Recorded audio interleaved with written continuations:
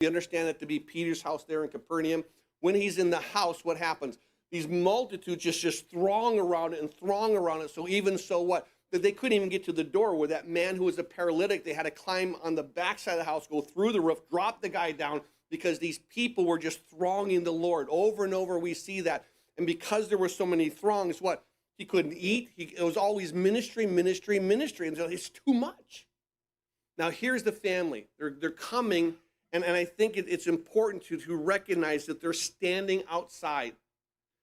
The blood family, and what the Spirit shows us is the distance that still isn't met by being a blood family.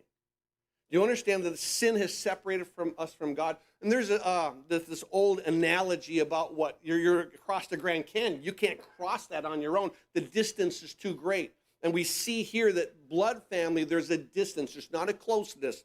And so it says here, his brother and his mother came standing outside.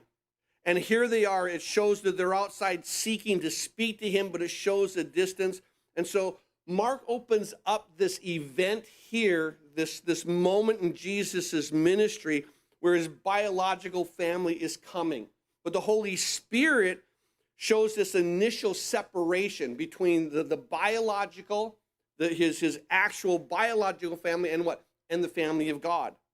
And so as we've looked at this, remember now the Jews thought what? We're in because we're descendants. No, you don't understand. Abraham believed that was accounted. That's his children. We looked at the book of Genesis where what? There in Genesis 22, God had spoken to Abraham this amazing statement. He says, you are going to have descendants as what? There's going to be some as far as the sand of the seashore, and others are going to be as numerous as the stars in the heaven. There are going to be some earthly descendants, those of the seashore, those of the sand, those of earth, and there's going to be some spiritual descendants, those of the stars.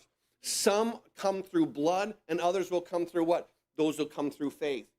And so we recognize that what those who come through faith, these are the children of Abraham. Now, after we see this standing, what's interesting is that showing the distance, now we see the summons.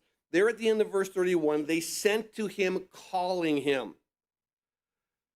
Now, as we note within the summons, there's no nearness to this biological. So what they're doing is they're calling him. The term in the Greek means this. It means to call forth. It means to invite. It means to summons. In other words, come out to us. That's the statement.